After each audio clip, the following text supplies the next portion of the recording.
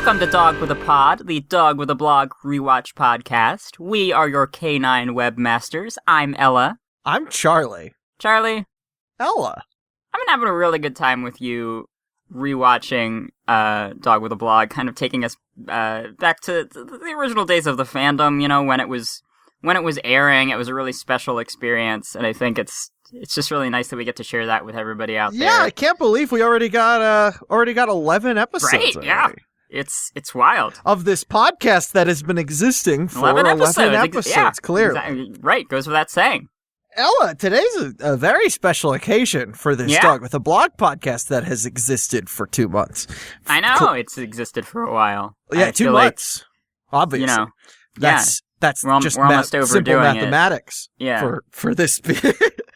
But no, today's very exciting because we have a guest with us. Really? Who do we have on? We have Mary McKeon from Into the Blog, a Dog with a Blog podcast. Oh my gosh, wait. Yeah, that's right. We had Mary on a couple weeks ago for the Bone Identity episode, right? That's so right. That means... Do you know what that means, Mary? What does it mean?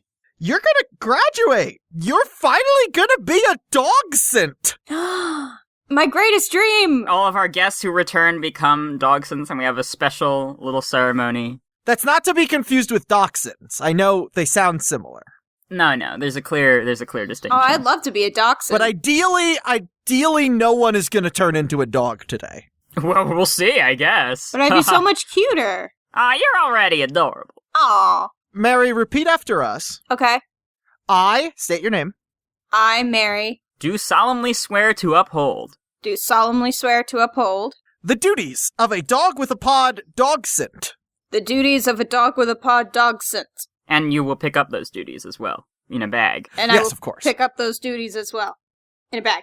To archive the blogs. To archive the blogs. And barchive the dogs. And barchive the dogs. Of the Dog with a Blog fandom. Of the Dog with a Blog fandom. Well, congratulations, Mary. You are a dachshund. There we go. It feels not that different yet. I'll let you know when I start feeling it. Well, you know what? I think Stan is looking down at us from heaven and smiling today. Wait, he's dead? Spoilers! Probably. He He's could a still dog. be alive. He would be old, but he could still be alive.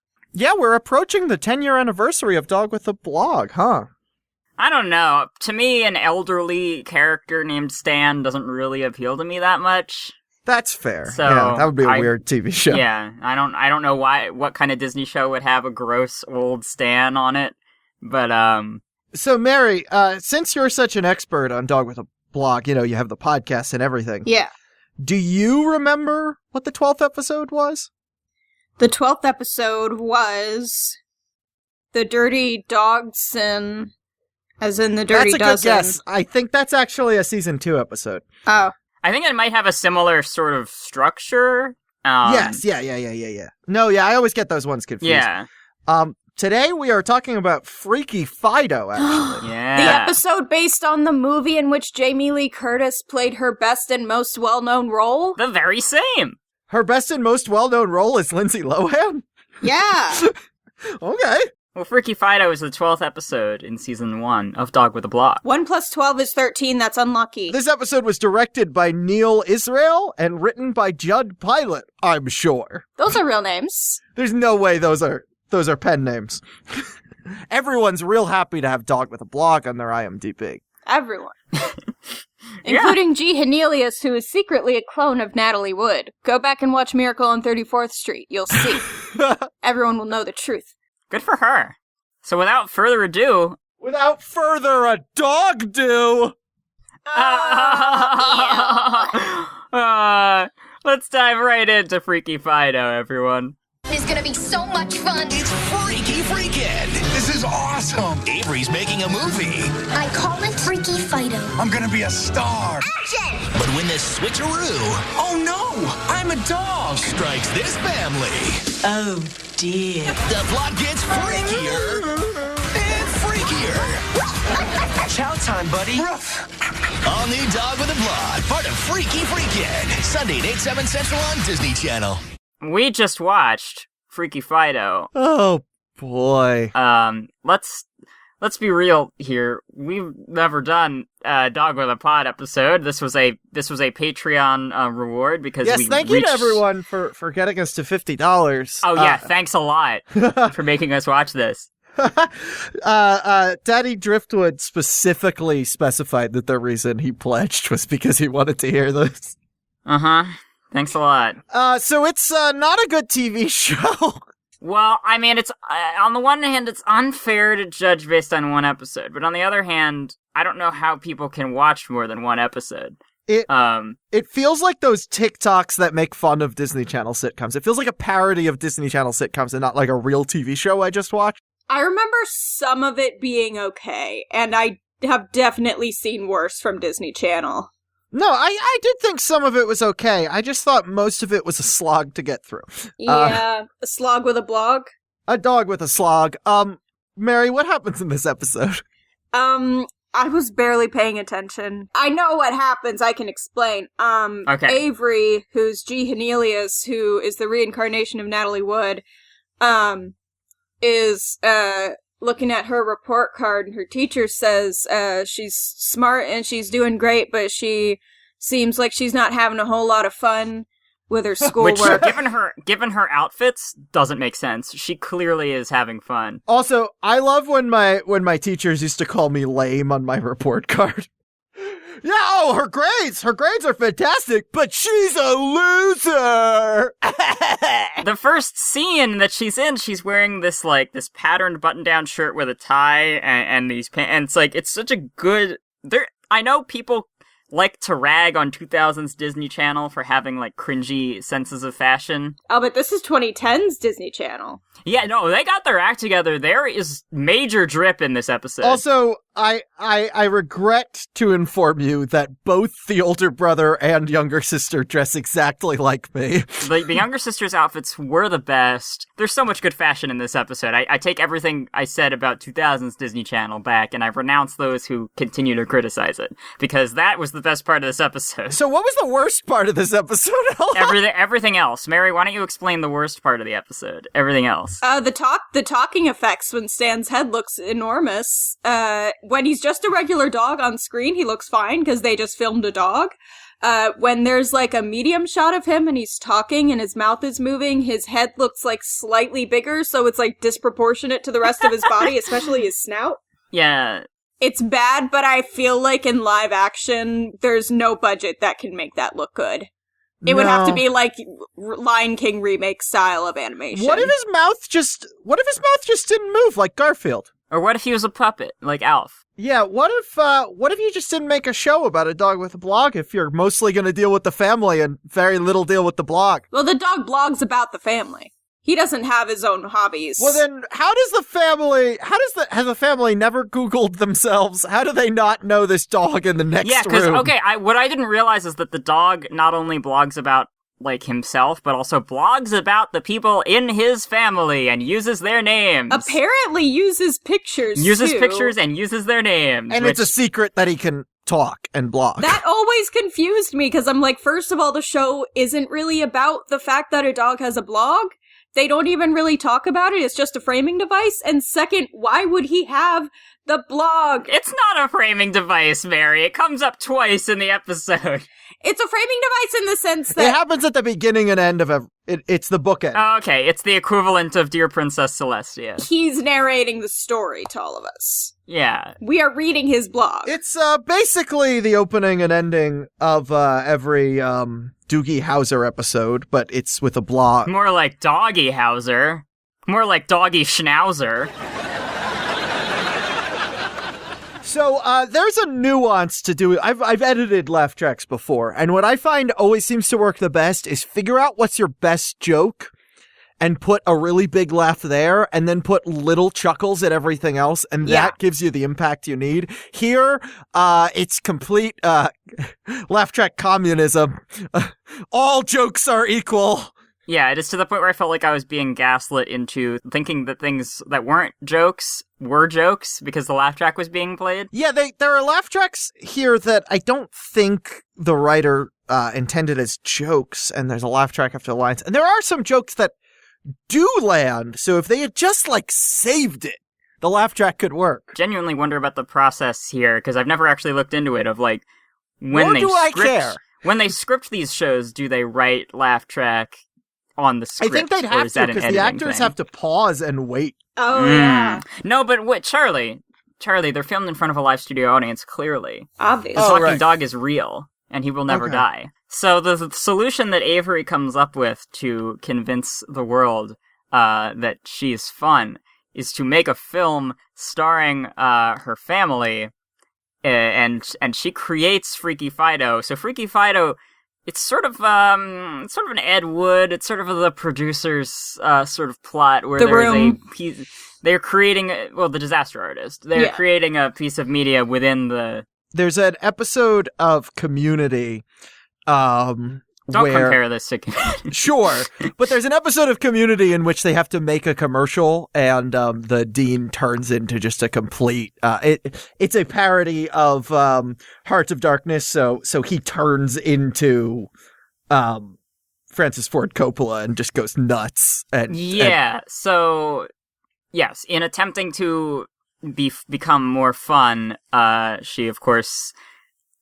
It's not even an escalation. She just begins as an asshole director and stays that way for the duration of the episode until she realizes that she was being mean. But then she gets sad about it. Yeah. And then they tell her that she can be a mean director because she's neurodivergent and a minor. they were almost hitting at something really interesting. She tries to have fun in the stereotypical sense where she tries to be wacky, she tries to be weird, but she communicates that to her, making organized lists and having an order to things is fun. And I was like, okay, there's something interesting there about appreciating the different ways that people's brains can work. Sure, being organized would not make your actors dislike you, from my experience. And then just don't make a movie. Like, why did she still want to make the movie? No, that's where they get this really wrong, because they basically conflate being organized with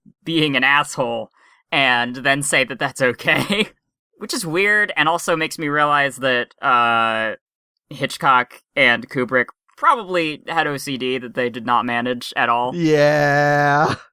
Also, I watched Hearts of Darkness, and the reputation that Coppola gets makes no sense. He just made like a regular movie, and it was a little bit expensive and took a while. And then the news went nuts with it, and it's like, whoa, Coppola's gone insane! He's got mad with power! And in the actual movie, he's like, I don't know, it was a hard movie to make. I will say, again, for as terrible as Avery is to her family, to the point of hiring a stunt family or a backup family, which was again, that was funny. I had somehow just zoned out and completely missed that plot point entirely. It was a good reveal, but the laugh track retroactively made it not funny.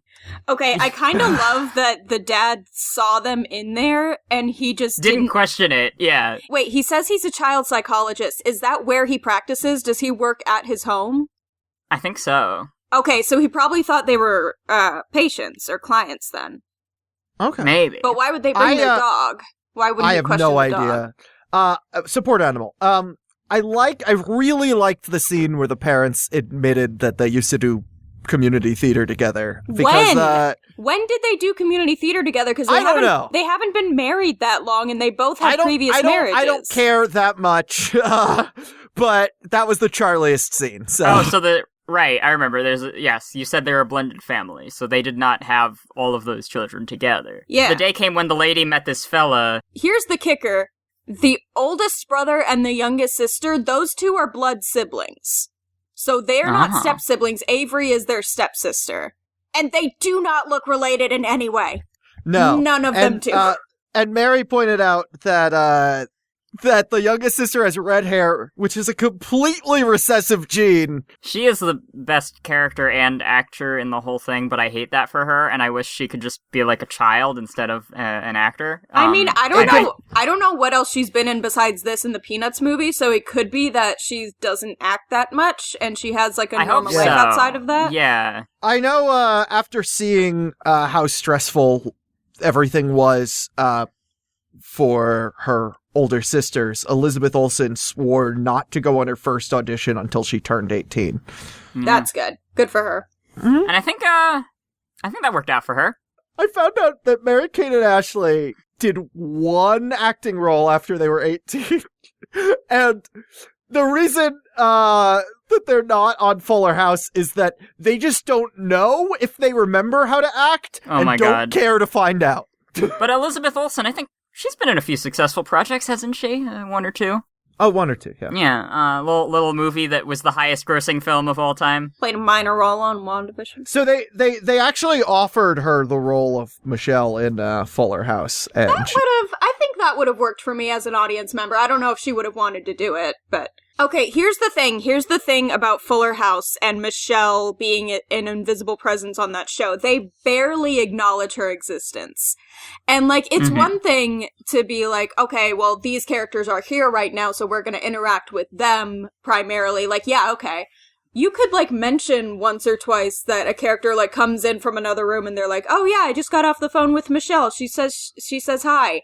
Or, like, when Stephanie has a baby, she could be like, oh yeah, Michelle sent a gift. Wasn't that nice? Like, they just act like she doesn't exist, and, like, once in a while they'll reference her, but usually it's just like, no, she's gone because she lives in a different city now. So, I feel like I tried to watch this with a genuine eye. I always try to. I don't hate watching things in general. I try to find something that I like. And there were little nuggets of things that I liked. I liked where they almost got with talking about neurodivergency and OCD. I liked where a few of the gags, like you said, the acting school one, or what was it?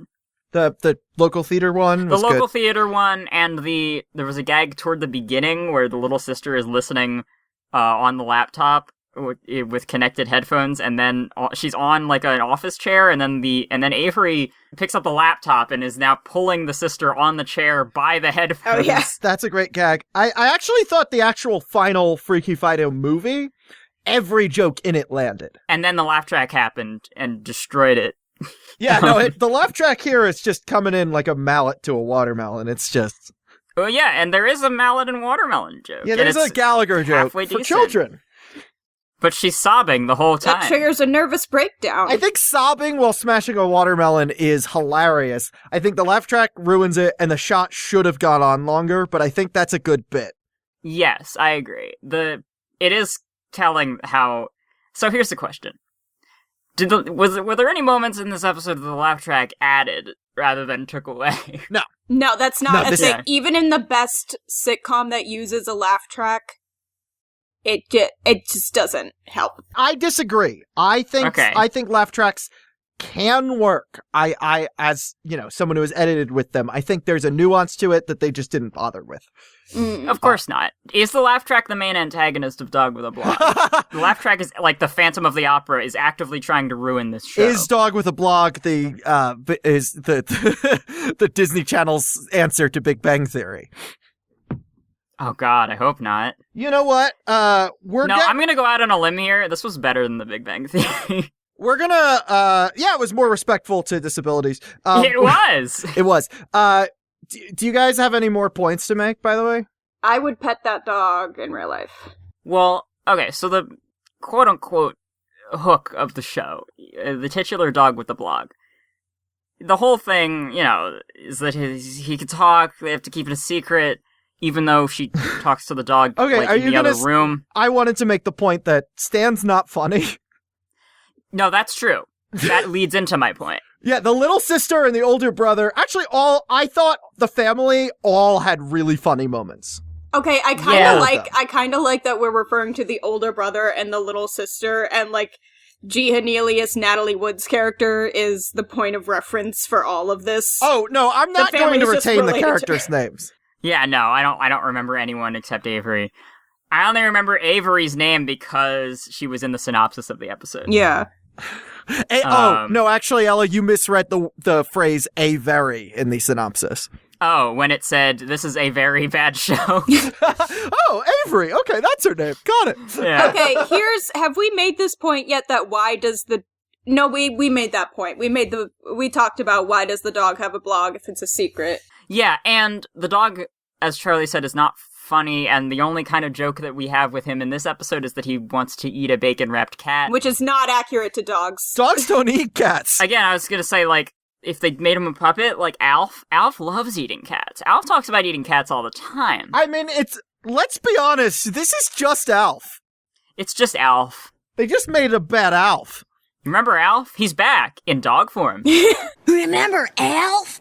He's back in pod form. It felt like there was an obvious way to incorporate the premise of this show into this particular episode. Oh yeah, because it's in the synopsis that, she decides this would work because she has access to a talking dog. Like, But, yeah. like, there's never a discussion. I thought it was gonna be about Stan being like, what well, if- yeah. Wait, hang on. What if she shot the scenes of the boy in the dog's body on like a closed set, like it was just her and Stan, and then when her parents were watching the movie, they're like, "Wow, did you do CG to make the mouth move? That would be hilarious!" Well, the siblings could be there too, because they all know. Okay, so then the parents would be like, "Hey, the effect you did on the mouth is not very good." That would be so funny. That would be funny. Guys, we should have written this show. Well, what I would have done, the conflict would have been just between Avery and Stan, because I think Stan would want to act for real. Stan would want to talk on the set, and Avery would not want that because it's supposed to be a secret. As well as it would make more sense for the narrative if her brother was dubbing over the right, dog. and Yeah. Stan would be really insulted. Stan would, want to act for real. Maybe Stan has like a collection of, Maybe Stan is an active participant in the TV show he is the title character of. Well, Stan doesn't want people to know either, which, like, why does he have a blog? But that's not the point I wanted to make. The point I Well, wanted to he's make... stupid. Well, Avery decides to make this movie because she thinks everyone thinks she's boring. Or there's something Yeah, wrong that's with bad. her. And I don't she's like trying that. to prove I don't them like wrong. that So if that wasn't the conflict, why would she want to make a movie? Just make it a school assignment. It's a school assignment. Yeah, just do that. Yeah, this has got Space Jam disorder of like, we don't... Too many setups. Yeah, no, we don't need a setup. No one needs a setup. Out of the pool. Yeah, all the pool. The Dog with a Blog doesn't have nearly as good a soundtrack. And, you could do a joke about, like, Stan has, like, a shrine to, Lassie, all these other dog actors that he wants to be, Rin like... Tin Tin! Yeah. Air Bud! Yeah, these are jokes. We're coming up with jokes. You're right. We shouldn't expend the energy. Well, also, I think the show is really intent on making Stan not interesting or useful. He's very boring. I don't get it. Yeah, it's like you got a show about a talking dog, but it's not. It's about a family. A talking dog is there, bookending it. I don't Isn't understand. that kinda how regular family pets are? Like, they don't help you with your problems, but like they're there. But we don't call this Honey's apartment. Like, Yeah. What, did somebody why is- refer to it as Stan's house? no, but it's not. It's the show is called A Dog with a Blog. The implication is that he's gonna be the main character. This show is not called Family. It would be really weird if the show was called Family. What's a better name for this show if we take out the talking dog? Family with a dog. It's Alf, but with a dog reenacting Doogie Howser at the beginning and end. The title will be Remember Alf, He's Back in Dog Form. Okay. Now, this is before Disney acquired Fox, so how do we get through that legally? We're actually gonna take the footage of Dog with a Blog, remove the laugh track, cut the silences where they're waiting for the laugh track, and just redo all of the dog scenes, because that's all ADR anyway. Although I do like how in the in-universe film Freaky Fido, they do kind of a robot chicken thing animating Stan's mouth. That's fun. Yeah. I also want to bring this up. I said this in the chat, but Yes. oh my god, we didn't talk about the fact that there's a scene. I don't think it's this way in the beginning, or if it is, I didn't notice it, but like the next scene when she's wearing that tie, it's like tucked into her skirt. So it's cut off. Yeah, I like that. I think it's weird. That looks uncomfortable to wear and weird to look at for me personally. I think there's a lot of drip going on. I mean, you do you. I just wouldn't. Thank you. I was I will. just confused. I will. But also, Um, yeah, one of the first scenes, like, her parents kind of say, like, yeah, you could stand to, like, loosen up a little bit, and she's like, oh, I can't believe this. She goes into the next room and talks to the dog about it, and the dog talks back, And the Not parents quietly. He's not whispering. Yeah. Yeah, no. He's like talking at the same volume I am now. And the dogs just, or the parents just don't know. Who's this man in the room with our daughter? Yeah. I remember one joke from an episode that I saw just like on cable before we had a lot of streaming services. I'm justifying the fact that I was watching this at any point. But like the little sister, the redhead, she like, I don't remember what the plot was, but like the dog had some kind of problem they were trying to help him with. And the little sister goes to her dad for advice. You know the dog's name, but you still call him the dog. Okay, well, let me That's what was in the script. They just wrote down, I don't know, the dog has some kind of problem. This was one joke on an episode that I saw that I think worked. Okay. Because the little sister goes to her dad to ask for advice, but she can't tell him that Stan can talk. Yeah. She can't tell him that Stan is the one having this problem. So she's like, my friend is going through this and I don't know how to help him. And he's like, oh, who's your friend? And she's like, oh, it's someone I met at the park.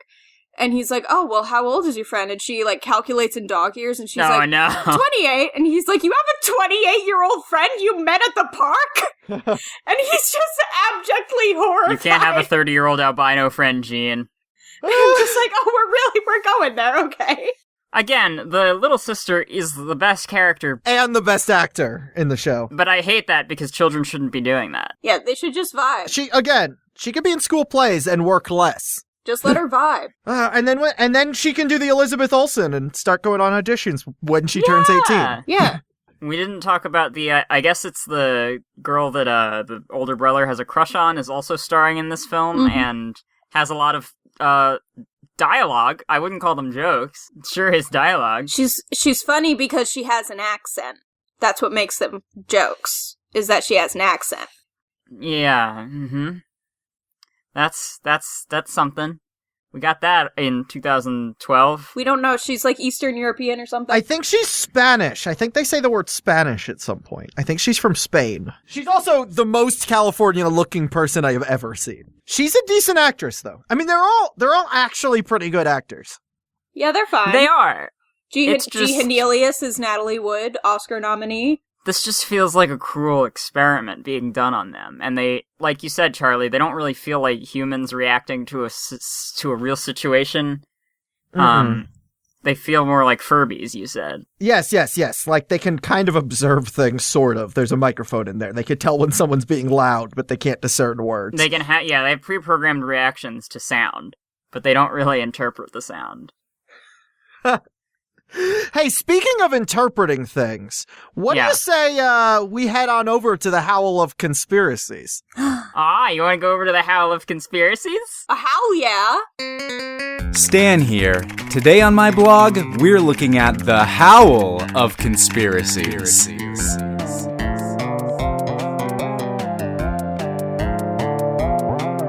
I sent the link in the chat to the Dog with a Blog Conspiracies Tumblr. My God, no. I used to follow this back in the day. This takes me back so far. Yeah, so let's it's the archive. If you know how Tumblr archive works, just start with the newest and let's alternate. So I've never read any of these, by the way. This is not by me. They're all submitted anonymously. Yes. Anonymous submission number 1. But by the end, you have to guess who submitted all of them, because it's one person, and it's not me. Do you want to start at the oldest? Yeah, let's start at the oldest. I'll start us off. Aviary? Okay. Avery is called Aviary in this post. Aviary's teacher's name is Mrs. Krupp, evidence that this is either the same universe or a parallel universe to the one that Captain Underpants takes place in. I noticed that too, Anonymous, because Mr. Krupp is the name of the principal in Captain Underpants. This next one, also anonymous, it says, A Dog with a Blog is Ella's favorite show. I think the evidence speaks for itself and needs no further explanation. That's an interesting one. That's a good theory, Miles. All right. You figured it out so quick. All right, next one, Mary. Stan often talks about eating cats, but in real life, dogs rarely eat cats. They mostly just chase cats because they think it's a game. Stan might be closer to an elf than an actual dog. In other words, Stan is not what he seems! There you go. We are thinking on parallel lines here. I was thinking Alf as well. We were, yeah. When the camera turns black and white and focuses on Aviary, Stan has a short inner monologue about the subject at hand. However, Stan is not in the room when this happens. This might be evidence that Stan could be a god or at least omnipotent. He is able to get photos and videos of things that no were not one was being recorded. no one was filming. Yeah. Aviary's assignment is to write a paper, but due to her insecurities about her loved ones thinking she's not fun, she decides to make a movie instead. She also hired a 6-year-old to be her assistant. This points to the evidence that either Aviary is actually dumb and has been cheating at school for as long as she can remember, or the show is poorly written. There are different kinds of intelligence. I think the Watsonian explanation speaks for itself. All right, next. I think the parents used to be part of the mob. Given how naturally they were able to take on mob sonas in the one scene, it's very likely. That's true. That's true. The dad, who probably has a name, freaks out when his smallest named daughter yells action. Obvious signs of PTSD could have been caused in the war or acting school. Probably acting school. Given the way that Nikki acts, I think other countries... Oh, okay, so Nikki is the name of the girl who the boy has a crush on. Given the way that Nikki acts, I think other countries outside don't exist in Dog with a Blog and haven't for hundreds of years. Nikki is just a trained actor who dedicates her life to what a foreign person might be like, but their civilization has no knowledge of what someone from another country could be like. That is a good theory because she did seem to just act very generically foreign. Well, it's funny if a character has an accent. Because they sound different, and that makes it funny. So maybe it's some sort of parallel timeline, like in Steven Universe, that there are some countries just don't exist because of the timeline of the universe. Probably. Yes. But you know what else? Aviary is secretly a gamer, as evidenced by her headphones. Any normal pair of headphones would break from pulling a small child down the hall, but gamer headphones use cords that are much stronger than your average headphones. This episode did some heavy lifting in terms of theories. And literal heavy lifting in terms of dragging a child along by headphones. I know. Like, there are no other episodes mentioned on this plot. Well, there's a lot of lore. On Aviary's desk, you can see a photo of a small post with a blue piece of string tied around it. This photo might be important for revealing the real author of the blog. We'll have to keep an eye out for similar photos in future episodes. Okay, so there's a picture. There's a scene where someone keeps throwing cereal at someone. I don't know. It's weird, and then it ends with yogurt on the face. It's gross. I don't like this show. I don't remember the yogurt. So it says, "Oh, the side of the box of golden flakes of corn. It says to try their 3 varieties: flakes of rice, flakes of wheat, and flakes of bran. This is evidence that in the Dog with a Blog universe, the Golden Company, as we shall call it, has a monopoly on all things flake-related." Interesting. So it's sort of a Kellogg's equivalent. I like that. Yeah. All right, this is interesting. If you look on the schedule production for Freaky Fido, you can see that the first item on the list says rehearsal 1 p.m. to 12:30 p.m. This could mean that either Aviary plans to force her family to work for 11 hours and 30 minutes because she's insane, or she asked Stan to use his powers of time manipulation so that they could go through the first half hour backwards through time to make the most of the time that they have. Here's the thing. It's both PM, so it wouldn't be 11 hours and 30 minutes. It would be 23 hours and 30 minutes. Yeah. Amazing. I like the idea that he can manipulate time because we did see the previous theory about him being omnipotent. It is heavily implied that Stan has written things down with chalk at a place much higher than him multiple times. Oh my god, I forgot to bring that up. This would imply that either Stan would have had to move the chairs ahead of time to guess what was going to happen in the scene and write it down, which would support the omnipotence theory, or it would be much more likely that Stan has telekinesis. These are good theories. Okay, but here's the thing, I forgot to bring that up during the main part of the podcast. Somebody, says, oh, if Stan could understand what was happening, Stan could he would really agree with us. He'd agree, yeah. And then he's written "I agree" on the chalkboard. People can very easily see that. So do they just not care that he can write? They're like, oh well, if he could talk, that would be weird. Yeah, the fact that he can understand English. human language and write it, that's normal. And somehow has it's Charlotte's Web rules. Yeah. All right. If you take a look at the bookshelves, you could see one of the books says Blur. This is a subtle nod to the fact that all the books in the background are blurry and hard to make out what the actual titles are. Did you know, in Dog with a Blog, made in 2012... There's a giant note on the fridge that says good luck on it, an obvious nod to Disney's other blog-related unfunny sitcom Good Luck Charlie. Or is it Good Luck Charlie? I don't know. Leave a comment if you know which spelling it is. All right, so make sure to follow a-dog-with-a-conspiracies.tumblr.com. It'll be linked in the description. All the other good URLs were taken. Wait a minute. There's one more thing here that I also forgot to bring up that gets brought up on this blog. What's that? The Smashing Melons production logo shown at the end was the same footage when Aviary was having her mental breakdown, and the smallest child, who probably has a name, claimed she wasn't filming during that. Yep. Evidence that this small child cannot be trusted. Who knows what other secrets lie behind her lies. I was going to say, it's one thing if she said she was lying about not filming, but she wasn't over there. She couldn't possibly have gotten that angle. Interesting. So who did? During the showing of the Freaky Fido movie, Stan's bark is added in post as he doesn't move his mouth when the sound effect happens. Stan might not actually be able to bark at all. He can only speak English. Interesting. Okay. In the scene where they're watching the movie together, no one is willing to sit next to Nikki, as evident by the fact that Aviary has to sit on the couch's armchair, and the whole family squished on one couch. Probably because Nikki is a known murderer. The next theory, can I read the next one as well real quick? Yeah. It says, the smallest girl's name is Chloe, as evidenced by the fact that the mom asks Chloe to feed. So that's a very interesting theory on the smallest That's a good child. observation. The final theory I have here is that a lot of the show's budget must have been spent on the Freaky Fido movie, as the dog's lip syncing for the movie looks a lot better than in the rest of the show. Oh my god.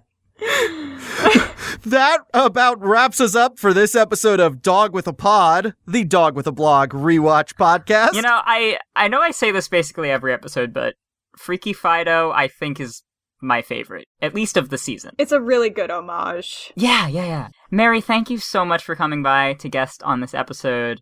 I know you're really busy with Into the Blog, so I appreciate you taking the time out. But yeah, tell us about your Dog with a Blog podcast. Yeah, so Into the Blog is a Dog with a Blog podcast that I host with my friend AJ, who, if you can believe it, has never seen a single episode of Dog with a Blog. What? Where's he been? I don't know, he's just been busy the last however many years it's been. Yeah, so I just take him through each episode of Dog with a Blog. I get his predictions, his reactions, and we just kind of compare notes. That must be a fun time. And until next time... Oh no! I'm a dog!